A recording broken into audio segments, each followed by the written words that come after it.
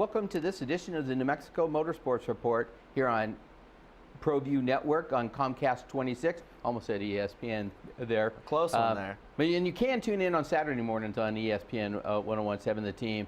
But the New Mexico Motorsports Report is a local show about automobiles and automobile racing and different events that go on.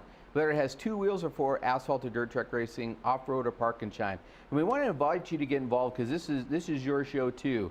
You can email us at nmmotorsportsreport@gmail.com.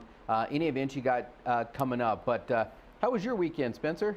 It was a good weekend, and speaking of events, we have a lot of car shows coming up this week for a lot of people to enjoy.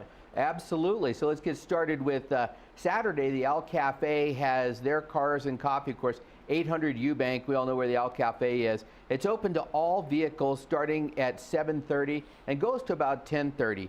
And then you can head on out to the Firehouse Festival Car Show at the VFW Station 16 in the East Mountains, Sandia Park. And then, of course, the Freddy's Car Show really gets going for its summer show and cruise. Of course, 201 Central Northeast, 4:30 to 8 p.m. You can pop out there. You can pick up some, I think they do like a shake or something if you come out and show your car. But one that's not on there that's always good too is on Wednesdays you can go out to Fastino's on Wantabo and check that out. But last weekend, big car show out at the Route 66 Casino.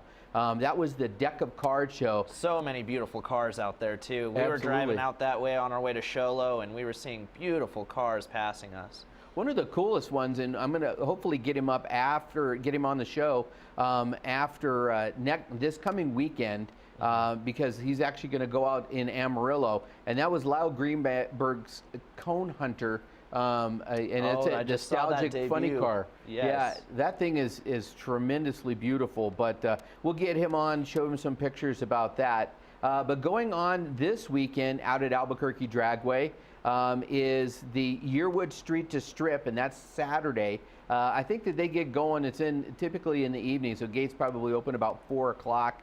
But last week, of course, they had the Memorial Day Mayhem, which was a Friday, Saturday feature.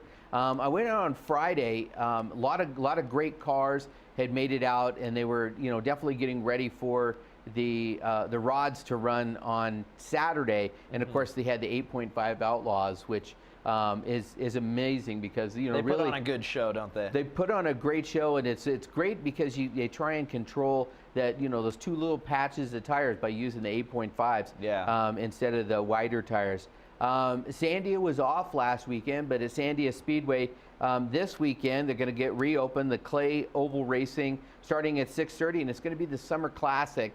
It's going to be non-wing sprints going on over on the asphalt track. Is going to be drifting from 4 to 10, which is also a fantastic event. And if you've never seen drifting, what a spectacle that is. Yeah, well, and Turbo Dan, of course, he's Turbo Dan, Officer Dan. He's got different names putting it on. It's put on by the Whiskey Garage. Yep. I think is what they call themselves. But very popular on YouTube. I saw a 240 body sitting outside Car Crafters the other day and so I was wondering if Jim was thinking about getting back into drifting, because he's got a couple of road racing cars. I don't think we ever know what's going on in Jim's head, to be honest. As long as there's a car, 4 wheels, and a motor, it's a pretty much guarantee that he's had something to do with it. Absolutely. So that would not surprise me one bit.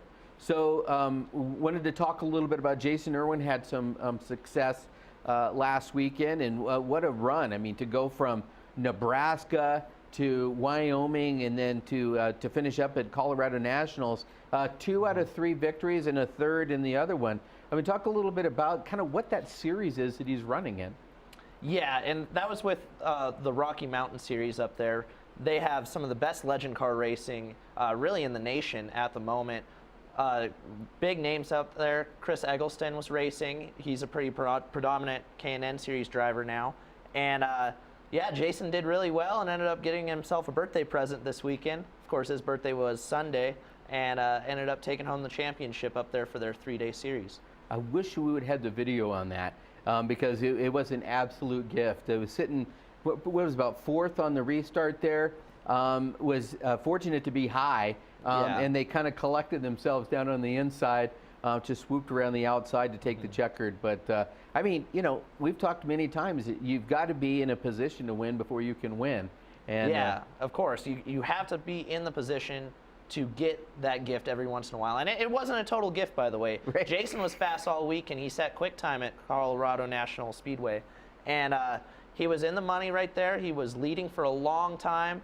And Kyle Clegg and Chris Eggleston, both two very fast drivers up there, started reeling him in late in the going with about 4 to go. There was a caution, and I think he ended up starting on the outside, actually, of the front row.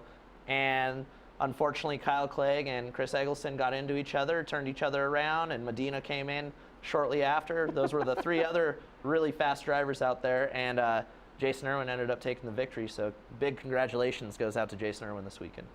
Did you ever talk Jason into letting you drive one of those legend cars? I did one time. I've driven his car one time at Sandia Motor Speedway. That was a couple of years ago now, I think 2 years ago. And it was kind of funny. It was he was doing a kind of a track rental day with Right. one of his drivers from Colorado, who was also racing. And it was just one of those deals where he finished up early, and me, of course, Matt Omick, who we had on the show just a Right. couple weeks ago, Jacob Johnston, another person that we had on the show, and Cody Dawns were sitting there, and we had the opportunity to take it out for a couple laps, and that was a lot of fun. Those cars are very unforgiving, is a Right. good way to put it, I think, because there's so much little tire for so much power. The power to weight ratio is pretty similar to a micro sprint, so I think that I had a little bit of advantage along with Jacob when we did do that. But that was a lot of fun when we got to go out there. Of course, Sandia, pretty slick track, especially for the quarter mile, which we were on. Right. And it was a blast. It was absolutely one of the most fun times I've ever had in a race car. So have you ever thought about doing a challenge with Jason and having him, you know, try your micro sprint and I mean see? I've been see who asking can- him now a couple times for him to come out and try the micro sprint. We haven't been able to nail down a Right. good race for him to do it. Right. Of course, I've been racing more on a regional scale with that. Right. But I think we always give each other a hard time of who would win in what series. Obviously, I think Jason would win in the legend, me in the micro. But who knows? Maybe we can meet some middle ground and get in a rally car or something like that. Yeah. That combines dirt and asphalt. Well, I had several years ago when we had an organization called TracksideNM.com, and it was all the tracks. It was when we were actually communicating, when Hollywood Hills and the drag strip, and of course the also the go-kart track. And we talked about trying to put a challenge together where, you know, there would be a point series where like the champion from each of the tracks would go and would compete in one particular event. And then, you know, have like an Ironman competition. Kind of like the Race of Champions Yeah. type deal. Yeah, and well, the Race of Champions, I mean, those courses are so short, you know, and then when they cross over and stuff. But I'd really like to see something more like IROC, you know. IROC, such a cool series. yeah. I wish they would bring that back too. It's been a couple years now. I think they shut that down in 2006, I believe. Yeah. But that was one of my favorites to watch always. It was so cool to see drivers like Steve Kinzer, Right. Jeff Gordon, Mark Martin, and you know, some IndyCar stars. Max Pappas was in it. He was Right. really predominant in that for a long time.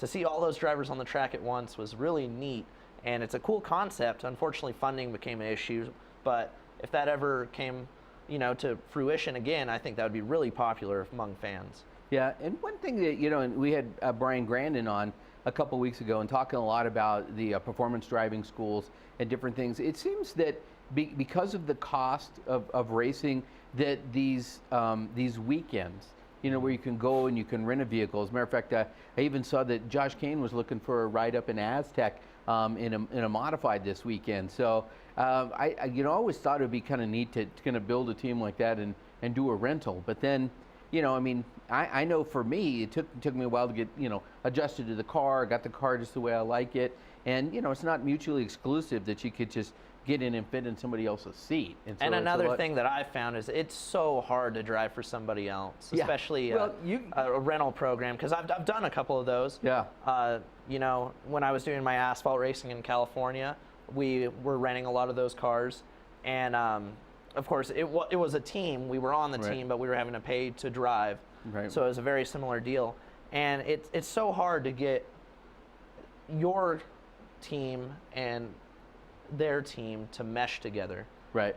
And when you do have that happen and they mesh well, I mean, it's like a firecracker went off, and that team's pretty much unstoppable. But a lot of times it's very hard to get a driver driving for a team owner and have that click right away. Usually it takes quite a bit of long time. I really wanted to ask you a question after your interview with Trim and West. When it's a situation like that, how do you split the winnings? I mean, does a car owner get it? I mean, is there any standard to anything like that? Well, with myself and my racing, I've always made sure that the first thing I do when I do get payout is give it to whoever the team owner is. I don't ask for any of it right away. If they feel like I should have some of it, I feel honored. I mean, even with my dad, I just hand him the paycheck right away because he's put in way more time and effort and money than I ever have, from the start with goat carts and moving on, and that's something that I can never repay. Along with team owners, of course, you try to work out a deal to make it, make sense for everybody on the team. But I always want to take care of the team owner because they're the heart and soul of the program. Well, especially on a local level, that makes sense. But I was curious on a professional level, I mean, how much the driver got, and so it varies. Yeah, it does vary, especially as you move on. Of course, if you're doing well, driver gets a bigger cut usually, as opposed to not well. Usually his pockets are running pretty dry. Even in the Cup Series, that's the truth. I know Gray Galding, at least this year, has been running, from what I hear, for free. Yeah. So that was really interesting to hear from me. Even the Cup guys have different agendas. That's absolutely amazing. Well, we appreciate you watching. Of course, we invite you to stay tuned. We got a lot more coming up in the other segment, including we're going to talk about Spencer's experience in Sholo last weekend. But if you ever miss any of these, of course, you can always catch them at nmmotorsportsreport.com. There's a great place to check it out. We'd love you to follow us on Facebook at New Mexico Motorsports Report, and then, of course, on Twitter at mmreport. We got a whole lot more coming up, but that was the Unser Racing Museum event calendar. You can check them out. 1776 Montano, open 7 days a week, 10 to 4. They were even open during the Indy 500. We've got a whole lot more coming up, so keep your seat there. A lot of fun. TurboThreads is a proud sponsor of Proview Networks. Almost 30 years of experience means fast service, great prices, and a wide selection of apparel from t-shirts to performance sport shirts, even jackets and hats. They feature low minimums and no setup charges on most orders. TurboThreads is located at 1503 Golf Course Road in Rio Rancho, or find them on Facebook, online at turbothreads.com, or call 999-1234 for TurboThreads. Car Crafters, proud supporter of Proview Sports Network. Are you sure we're supposed to be doing this? Don't worry, I've watched him do it 1,000 times. Come on, what's the worst that can happen? No! Bad dog! Hi, welcome to Car Crafters. What happened? Don't worry, we'll make it like it never happened. Car Crafters, it's like it never happened.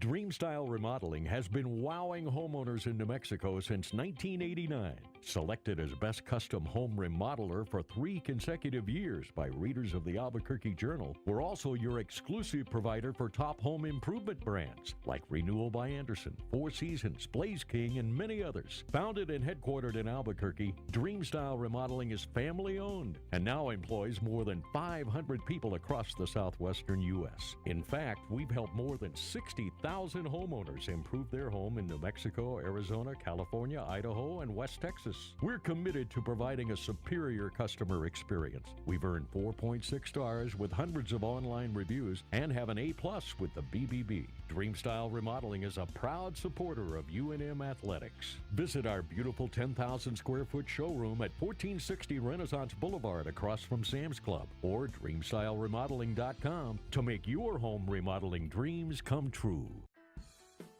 Nothing completes a trip downtown like a visit to Lindy's Cafe. You won't find a more relaxing restaurant to unwind at. Located on 5th and Central, proud supporters of ProView Networks, Lindy's strives to be a friendly and welcoming place. Lindy's, a great place to be seen. Did you know Sunrun Solar is the largest residential solar company in the country? Go solar and save 20% on your electric bill for as little as $0 down. Exclusive partner with Costco, and member guests receive special benefits. Call Mike Gutierrez at 505-227-0791. Sunrun Solar. The luxurious La Bella Spa Salon offers the best personal care for your improved quality of life. At El Bosco Bistro and Wine Bar, you will enjoy elegant, private dining with an old-world cuisine containing sustainable ingredients from the farm to your table. La Bella Spa Salon has the latest in CBD therapy. Feel better with a botanical hemp massage, or choose natural CBD products to treat pain, PTSD, and anxiety. Enjoy the world-class experience that will leave you renewed, refreshed, and looking your best. La Bella Vita, you deserve it. Welcome back to the New Mexico Motorsports Report here on the Proview Network, Comcast 26. Hope you had a great Memorial Day weekend, got to watch a lot of racing. But those of you that got to actually go out to the track and experience it, man, I'm jealous. And I know that you got to go out, Spencer. So I got to experience it firsthand this weekend. Tell us a little bit about Sholo. Yeah, Sholo, again, a great racetrack, Sholo Speedway Park, ran by Sean Deskins, sprint car driver out of Arizona, turned promoter. Of course, he'll tell anybody that he's no promoter, but he's doing a really good job at trying to get that track back up and running. Beautiful facility up in the mountains up there, Alpines. It's such a cool place if you haven't had the opportunity to go yet. We had a good weekend, though. We took home 2 wins in the micro sprint for the family-owned number 4S team. It was really fun racing. The track was really dry the first night. The second night, a little bit more rough and rowdy. Here we have a picture of me with my $1 million check. Of course, I wish that's what the payout was, but they handed me a blank check. I decided just to fill it out with whatever I wanted. Well, I got to ask you, I mean, if you got $1 million check, you're not coming back here, are you? No, I don't think you'd see me again, Dave. We're going cup racing. There you go, man. That would be tremendous. So, hey, remind me, because I know you told me, but I can't remember. How big a track is Sholo? It's a quarter mile. Quarter mile? Yeah, and it's a pretty cool track for both micros and the NMMRA sprint cars, which were there this weekend as well. Huge story on that too. I'll touch on that in just a moment, but. Back to the track, it's a pretty well balanced between clay and kind of a silty, like Aztec type soil, and the wear is great. We don't have any issues as far as burning up right rears in either micros or sprint cars, and it puts on a really great show for the fans. First night, a little bit too dusty, and the track slowed down quite a bit, but that allowed sprint car driver Asa Kesterson to pick up his first career win in just incredible fashion. He went around the high side. Here's a picture of his car now in his number 18 Sprinter for NMMRA.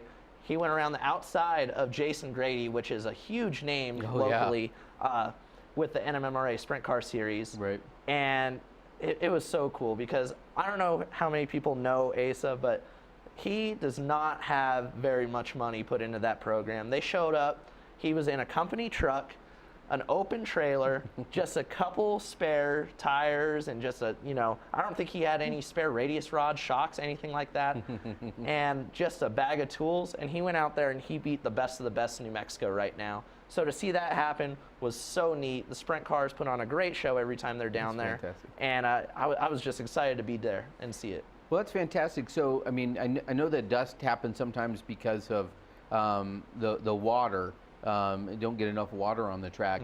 Was it windy and maybe they couldn't get it as wet? The wind is what killed us that day. Yeah. And it was a little bit less windy the second day. Sean did a great job. They ripped the track up after the first night and totally turned it around. It was a whole different facility the second night. But the first night, high winds and unusually high temperature for that area out there. Unfortunately, just dried out the track. They were fighting it all week. He had been watering up to a week before that, very meticulously too. Unfortunately, you can't control Mother Nature though, and what she does. She's always in charge. So I was curious. You mentioned that he says he's not a promoter, but he did a good job. Do you think that some of that came from a perspective of being more like a driver promoter? Absolutely. He knew, I mean, because really, if it's not his end-all be-all job, then he could really put on a good show, because the point is not necessarily to make a profit, but to put on a good show, and that was what was more important, and he could see it from a driver's perspective. And I think that's the difference maker too. You hit it right on the head. He's a driver. He knows what the drivers need. He knows what the drivers want. And at the end of the day, if he has to take a little bit of a hit to make the drivers happy and come back, he's going to do that. And I think he did that this weekend. He did an incredible job. Everybody kind of doubted him, I think, when Sean took over the racetrack over there, because it was a failing track. I mean, nothing was positive about what he got himself into. So it was a big leap of faith for him to do. But he truly did it to give the drivers a place to race. And it's a great facility. The fans up there are very dedicated. And I can't wait to go back. Is this his first season, or is this his second season running the track? This is his 1.5 Oh, season. okay. So he did like a half season last year, kind of eased his way into it, a couple shows, and this is his first full-fledged season. And I think the response from at least all the people that I talked to up there locally was really great. And people are enjoying having a good facility back in Show Low, Arizona.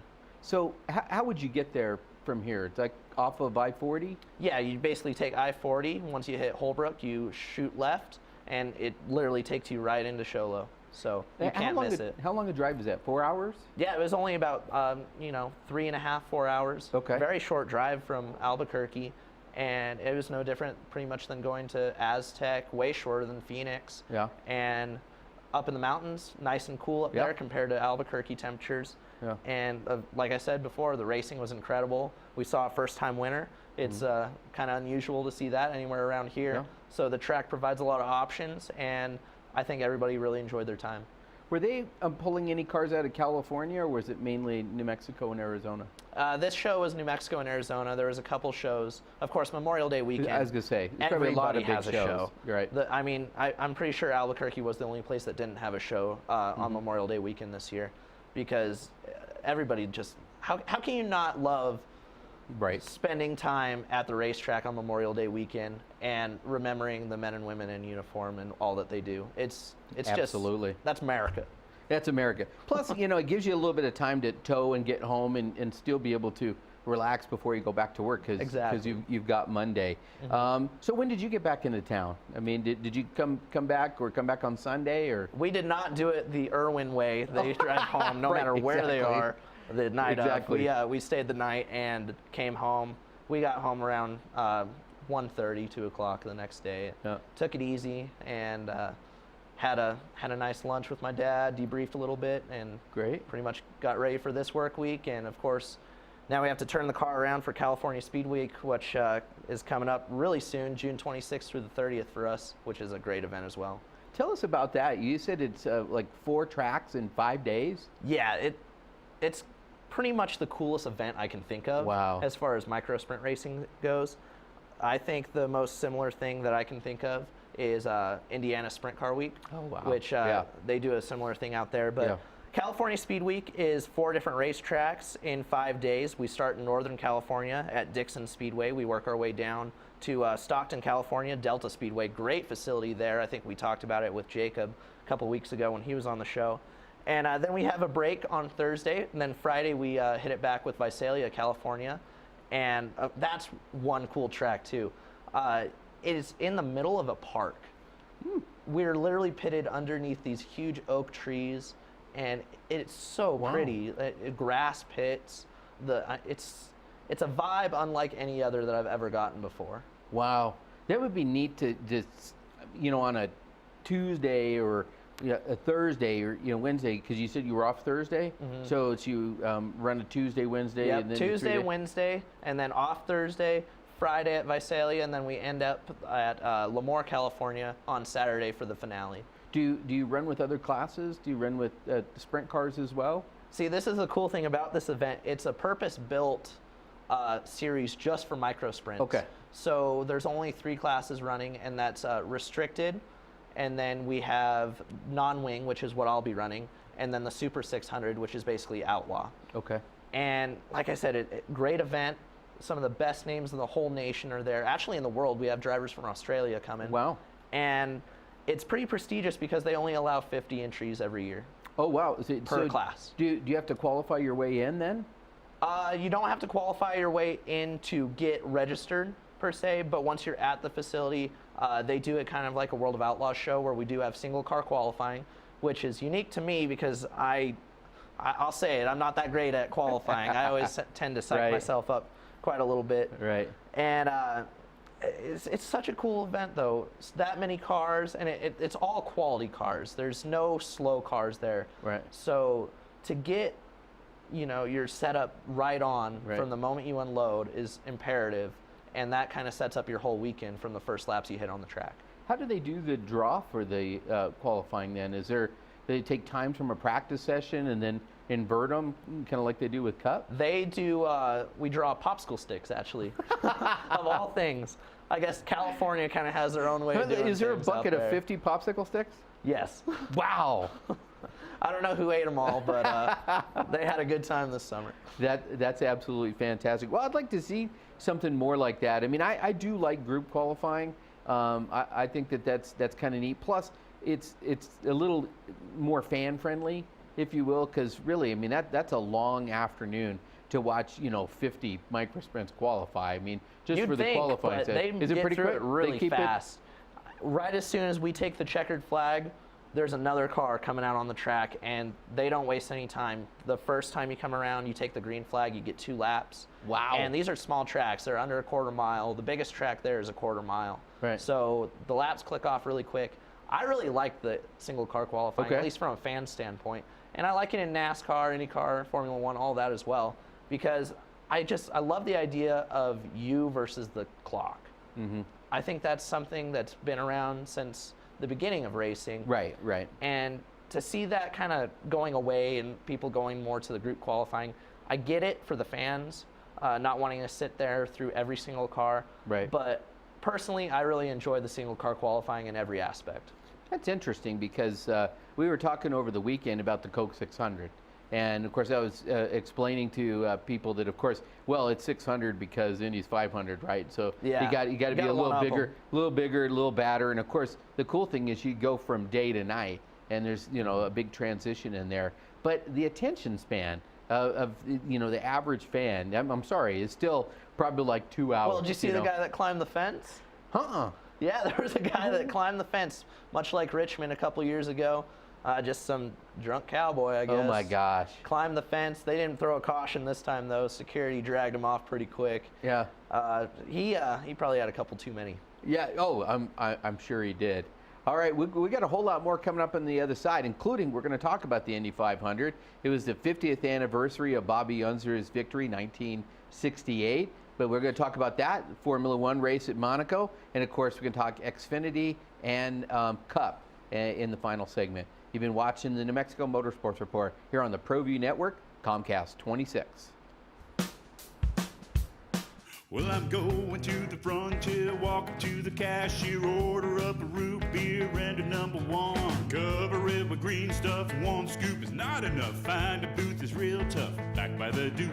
Meet my family, meet my friends in the quirkiest restaurant I have ever been. All of Albuquerque's favorite spot, it's the Frontier Restaurant. The Frontier Restaurant is a proud supporter of Proview Sports Network. When I train for American Ninja Warrior, I schedule regular workouts to stay in shape. To keep my car in Ninja Tough shape, I head to a Napa Auto Care Center for regular maintenance and genuine Napa Auto parts. Like brakes and batteries. I trust my Napa Auto Care Center for quality parts and quality service. And with the 24-month, 24,000-mile nationwide warranty, I drive away with peace of mind every time. Visit AutoCareNM.com to find a location near you. The Barley Brew, proud sponsor of Proview Networks for over 9 years, is pleased to introduce Black Iron Catering. From weddings and family reunions to birthdays and office parties, Black Iron Catering is perfect for any event. Contact Jamie at 505-459-8259 and book your event today. Black Iron Catering. Let us bring our kitchen to you. Duke City Sports Bar, proud supporter of Proview Sports and New Mexico Youth Athletics. Catch all the sports action from high school, college, pros, and MMA on one of our 35 HD TVs. Start your night off right with any selection from our delicious menu prepared with fresh, never frozen ingredients. Duke City Sports Bar, Albuquerque's newest sports bar. Located on Eubank and Montgomery, dial 505-433-4020. Don't sacrifice quality and flavor when you're in a hurry. Golden Pride offers ribs, fried chicken, green and red chili breakfast burritos, and Frontier Cinnabons. 4 great locations, or visit us online at goldenpride@abq.com. Golden Pride Barbecue Chicken and Ribs, proud supporter of Proview Sports Network. For 55 years, people have bought trucks from Tillery in Los Lunas. We have a great selection of vehicles, the quality service department, and some of the best deals in the state. But most importantly, we found people prefer to buy trucks from people who actually drive trucks. Tillery is a proud supporter of Proview Sports Network. Locally owned and operated, located in Los Lunas, right off I-25, exit 203. Welcome back to the New Mexico Motorsports Report here on the Proview Network, Comcast 26. And we'd like to have you get involved with the show. Send us an email, please, at nmmotorsportsreport@gmail.com. Make sure you check out our website, nmmotorsportsreport.com. You can check out any of the shows we've done before, our radio shows, and, of course, the magazine that we've got. And the latest magazine came out in May, and we had Jason Anderson on the cover, the first New Mexican to win in the 450 AMA Supercross out of Rio Rancho. That was pretty cool. But we've also got an article about the Cone Hunter, you know, kind of the process of building that nostalgic nitro funny car, and a lot of other great stories. But I want to talk a little bit about Monaco and the Grand Prix there. Did you get a chance to see some of the highlights, or did you watch any of it? Yeah, unfortunately, I was getting a little bit of rest for the next night's racing, but I did get to watch the highlights of the event. Of course, Monaco, prestigious race. Right. Everyone in Formula One, if there's one place you want to win, it's the Monaco Grand Prix. Well, and I guess that even Tom Brady made it to the race, and there was a highlight after the race of him throwing a pass from one of the big yachts to one of the little yachts to Daniel Ricciardo, and then he jumped in a swimming pool in a yacht. I mean, that's got to be rough to have to go to that race and endure that, that in true substandard Formula One fashion. Exactly. Yachts and pools and beautiful women, of course. Oh yeah, no, that's Monaco. It's great because when you take a shot and you can see the elevation climb, and then how they come down and literally, I mean, to this day, if everyone, Armco barrier there, I mean, they would wind up in the drink, they'd wind up in the Mediterranean there. But it was, in some ways, it was a predictable race. In other ways, it got very interesting at the end. But Daniel Ricciardo was fast all weekend, put the car on the pole, and ended up keeping it together. It did get more exciting towards the end when he started talking about having to, save power on the straightaways, and of course they were just closing on him. But it ended up being a pretty dominant day. Now Verstappen was pretty amazing. There's a shot of Ricciardo's car. Verstappen had to start in the back because he couldn't make qualifying with a transmission. Carved through the field, got a little interesting at some, because anytime you're close to him, it gets a little interesting. But once he got up to about 9th, just couldn't make any more advances. And it's one of those things where you're totally playing with the difference in lap speed. Should I come in earlier? Do I have clear track? And we've talked a lot about the difference of racing an open wheel car versus a closed wheel car. Yeah, huge difference there. Have to be very careful with every move you make, especially in Formula One, where everything comes down to centimeters, not just inches. Right. I think a lot of my open wheel, a lot of my open wheel experience is a little bit more forgiving with sprint cars and stuff. We do have a little bit more forgiveness as far as getting into each other and hitting the cushion and stuff like that. But Formula One, you have to be on it every lap. Yeah, but your racing surface is changing more significantly than the asphalt. The asphalt will change a little bit. One thing that is cool though with Formula One is they race in the rain. I mean, have you ever raced a microspin in the rain? The early stages of rain, of course, they stop it before it gets too sketchy. But there was one track I remember, even the go-karts, here at Harvey Kaplan, there was times where it was raining hard, and they didn't throw the caution because we were pretty close to the finish, and it did get pretty sketchy. Of course, with dirt, a little bit of rain, love it. Works the track in, actually gives you a little bit more grip, but right after you cross that fine line between grip to slop, it gets scary quick. Well, I guess it's a lot like ice at that point. I had an opportunity to actually do the Skip Barber Racing School at Road America, and the first day it was pouring rain, and it was 90 miles an hour, rooster tails coming off the wheels. You couldn't see the car in front of you. All you see is that little red light in front of you. Yeah. That was I mean, it's not 200 miles an hour, but was still pretty scary. The next day, sun comes out, completely different racing surface, and that's one thing that was really cool, to be able to drive in two different types of weather, and then went on to race at Formula Super V for about 10 years, and ended up having a really good season, the final season, which I don't know why that is, and maybe it's like golf, where you get that one good shot, and then you that one good stick shot with it. brings you back every damn time. Absolutely. My dad used to have on the side of his trailer, used to say, one good turn deserves another. Yeah. And growing up in road racing, but open wheel cars, it's an interesting thing. It's like I still like fendered cars as well, but there is something different. When you know that if you touch a wheel to another person, you could go airborne, and that totally changes it. Where when I was racing slug bugs, I would use another car to slow down. Because you would lean on them, and and then they would slide out. How much and do you really have to slow down in a slug bug? Well, Come it's on. funny because that's in all momentum racing, because you didn't really want to touch the brake, because if you slowed down, everybody would pass you up. But top speed. I remember when I applied for life insurance, and they're like, hey, racing, that's a little risky, and I was like, it's scarier on the highway. We on the quarter mile is 65 miles an hour. We didn't get to any high rates. Well, but anyway, I'll tell anybody anytime that I feel 100 times safer in any race car I strap myself into. Oh, absolutely. Than on the road, because there's some crazy people, especially here in Albuquerque. There's some wild cards out here. One of my favorite parts of racing is exactly that. Is you tune everything else out. You're in the moment. You're paying attention. You're watching.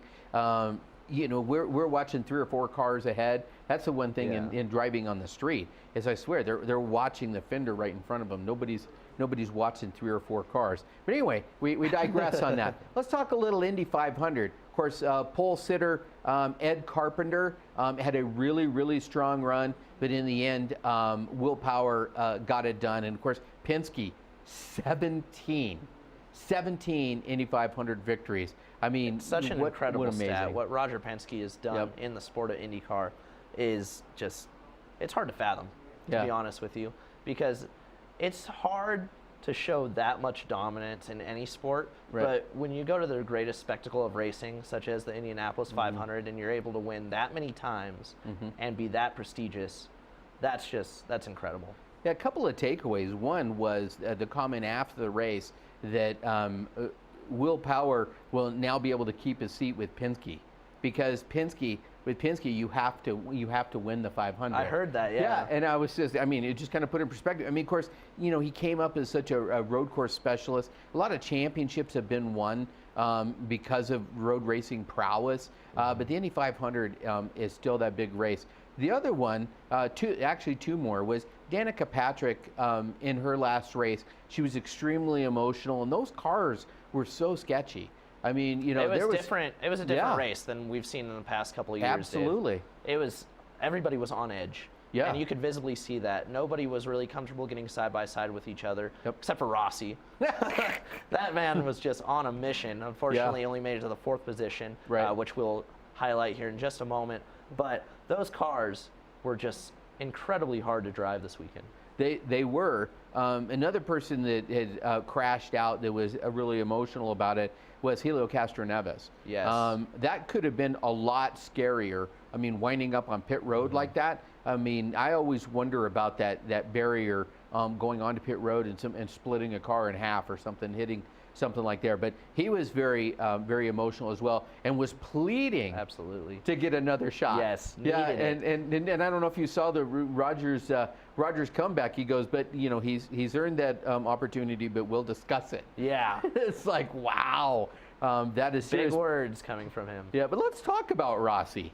I mean, you know, starting way back in the pack, and that pass on the high side. Yes. What is that guy, crazy? Or does he think he's Kyle Larson? Yeah, apparently we had a Kyle Larson Jr. out in Indianapolis this weekend. Yeah. But no, that was an incredible drive up to Yep. the front by Alexander Rossi. He did a great job at just being able to keep the car under him because, Yeah. like we were saying just a moment ago, the car is so sketchy this year. Yep. It was very hard, visibly hard to drive. I could tell. So what did you think of Stefan Wilson? I mean, he had That's a chance to heartbreak. win there. That's an absolute heartbreak. Yeah, I mean, it was interesting because it seemed like it came out of, it seemed like they had it, you know, and then all of a sudden, you know, the first two cars just, you know, pull in, Yep. you know, and to think about, of course, you know, losing Justin Wilson at Pocono, you know, a couple of years ago, the whole thing about the halo, you know, kind of coming out of that, and they added safety, but to see his brother who stepped aside last year so that Alonso could get in that car, and you know, Alonso had a heck of a run, but to me, that would have been the story of all stories. That would have been the story of Yeah. all time, I believe. That would have been the comeback story.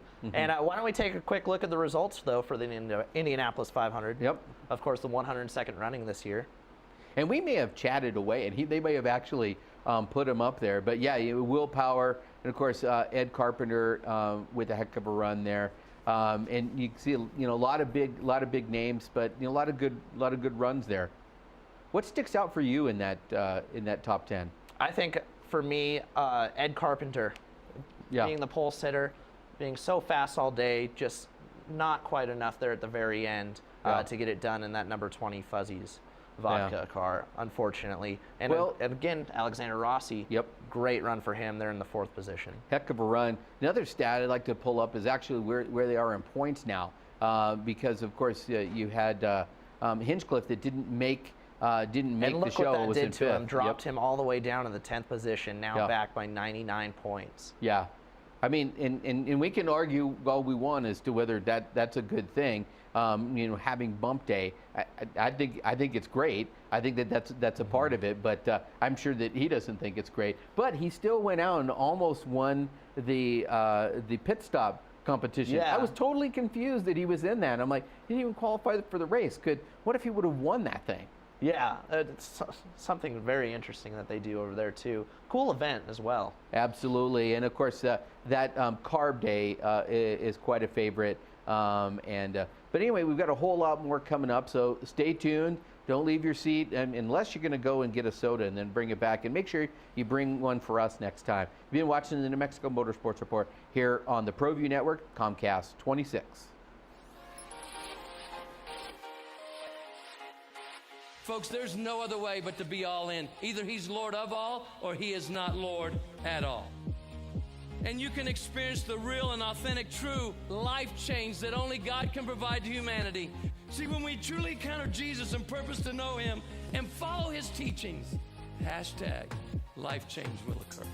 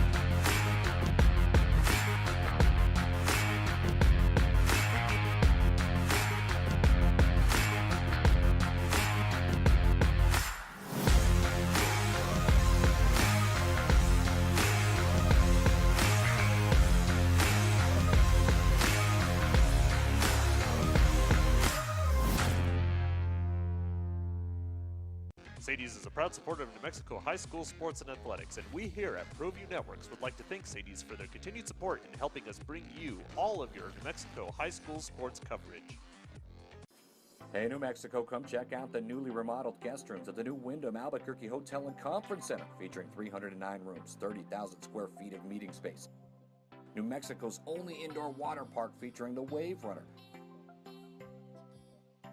2,200 square foot fitness center with hydro massage chairs. Also enjoy breakfast at our new Manzanita Grill and watch your favorite team play at Altitude Sports Bar and Grill. It's all at Wyndham Albuquerque Hotel and Conference Center. Don't forget, every Proview Network sporting event is on sale at our DVD store. Go to www.proviewNetworks.com to buy your DVD today. Hey everyone, Adam Deal here with Proview Networks. Extreme Clean is a proud sponsor and supporter of Proview Networks and all high school sports athletics. Owner Mike McLean and Extreme Clean specialize in carpet cleaning for apartment, realty, business, and residential clients. With over 20 years experience, attention to detail and quality customer service matters. For more information, give them a call, 505-221-6440, Extreme Clean. Terry Cosper Insurance Agency is a proud partner with Proview Networks and a proud supporter of New Mexico high school athletics. Terry's been a local farmer's agent for over 20 years for auto, home, life, and business insurance. Just like high school sports are important, so are teen drivers. For more information, call Terry or one of his licensed staff members at 898-5556. Quotes are available for you.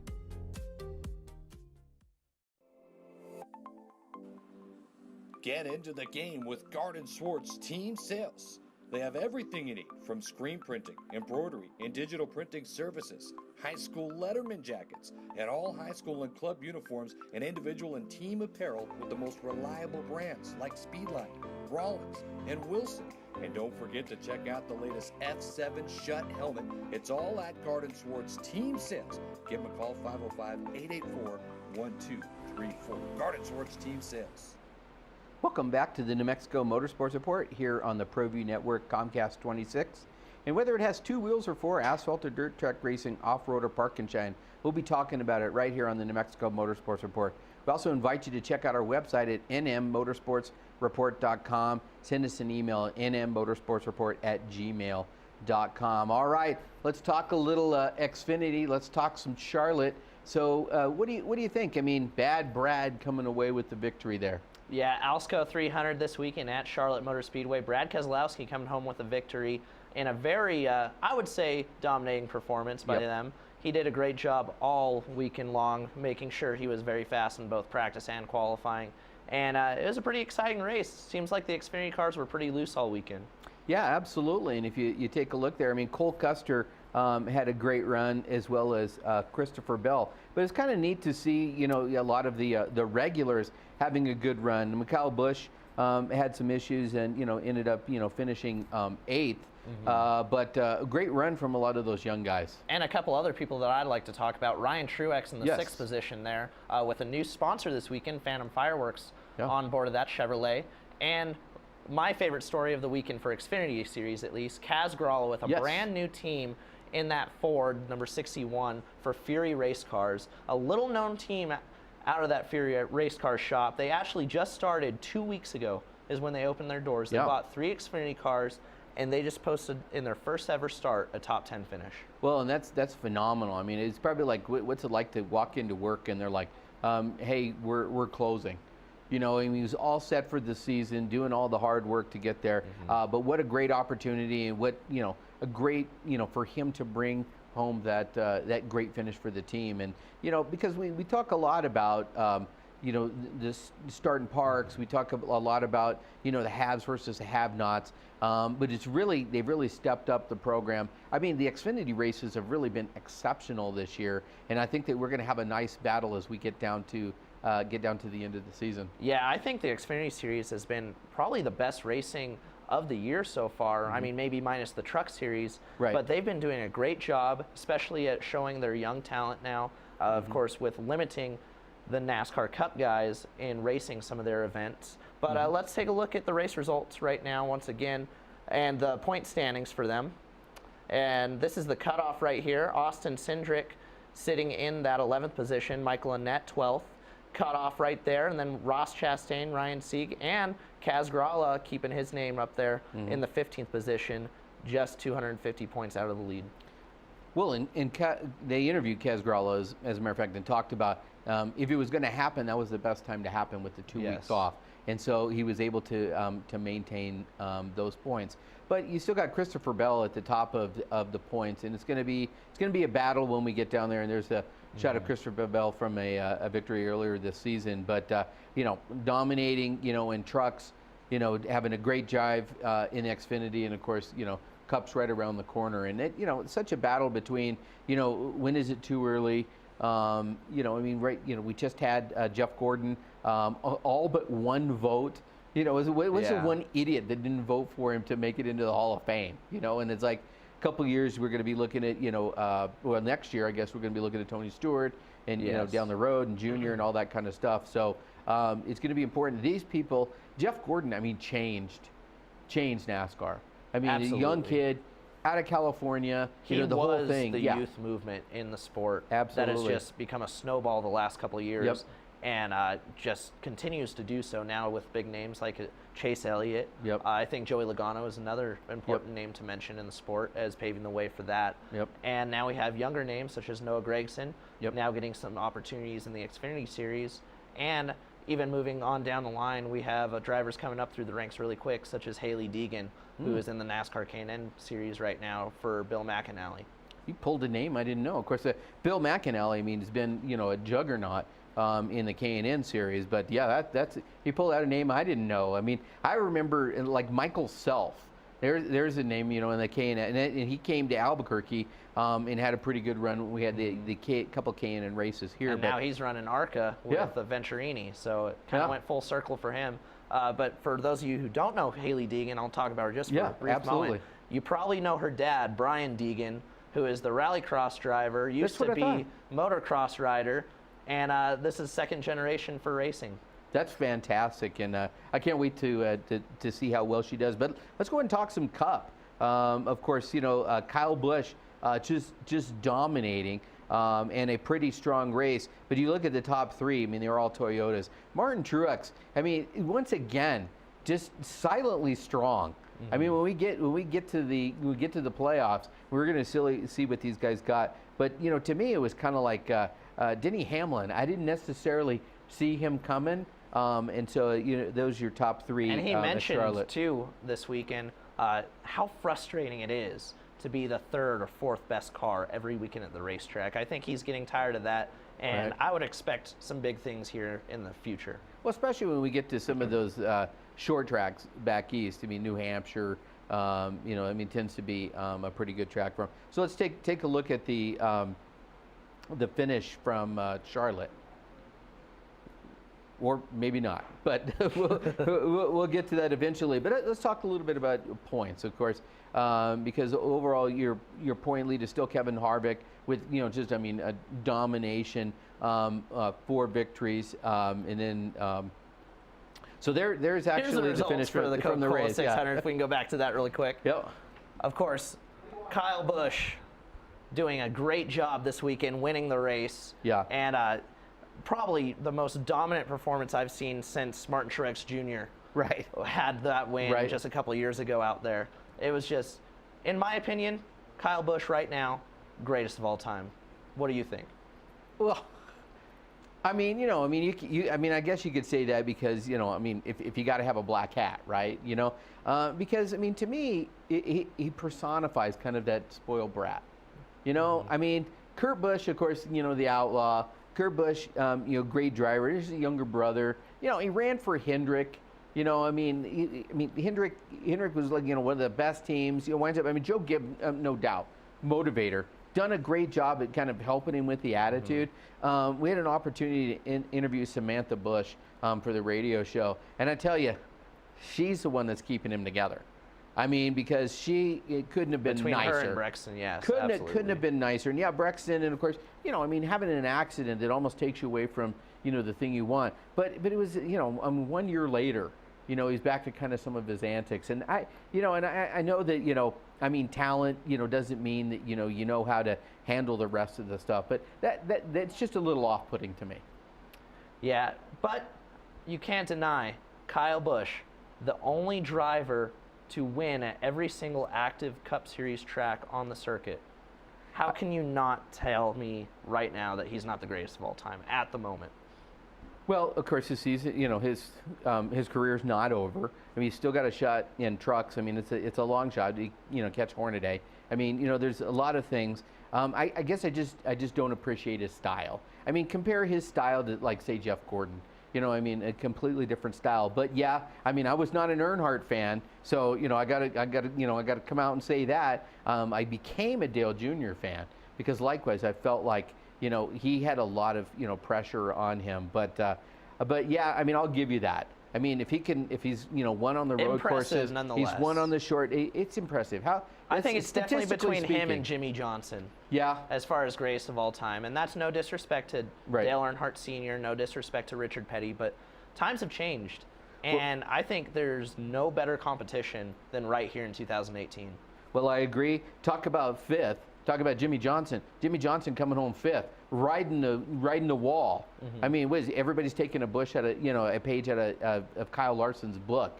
But yeah, let's talk a little bit about where we are on the points. Of course, you've got Kevin Harvick with victories, leading in the points. Yeah, Kevin Harvick's still up front with 5 victories. Kyle Busch second now with 4 victories. Right. And let's take a look at the cutoff as we move into the next race at Pocono. Eric Almirola in the 11th position, Ryan Blaney 12th, Jimmy Johnson 13th, Eric Jones 14th, Alex Bowman and Chase Elliott, the last 2 drivers in that cutoff position. And of course, Ricky Stenhouse Jr., 277 points back, tied with Chase Elliott at the moment for that last cutoff spot. That's a story as we move into next weekend. That is absolutely a story. And of course, the Tricky Triangle, it's a very unusual track in the fact that each corner is different. And of course, there's only 3 of them.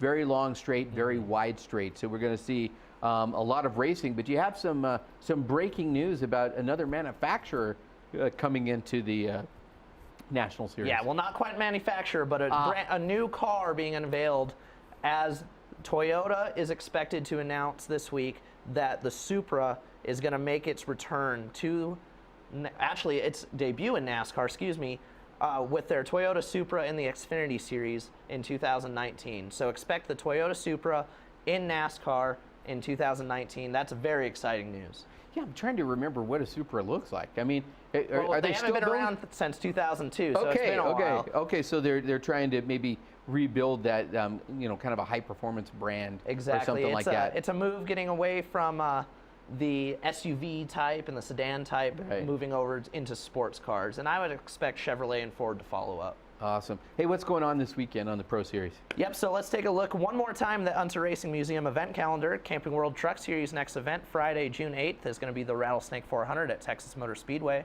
Xfinity Series is going to be in action this weekend, Saturday, June 2nd, for the Pocono Green 250. Monster Energy Cup Series is Sunday, June 3rd, for the Pocono 400 at Pocono Raceway. And then we go into IndyCar action, June 2nd through 3rd, the Raceway at Belle Isle. And Formula One's next event is going to be June 10th for their next event. And NHRA, May 31st through June 3rd, JEG's Route 66 NHRA Nationals at Route 66 Raceway. Yeah, and so is the Gilles Villeneuve Grand Prix of Canada, and I know that it was like, we have our information here, and it was up on the screen. But a lot of great races coming up, getting into the summer. I tell you, one of the Ironman to me is that 2-weekend race at Belle Isle. Mm-hmm. I mean, to run 2 races back to back. It's one of those things where if you really get the hookup and you get everything together, I mean, you can really grab some points. It's a big with a points couple of weekend coming up for them.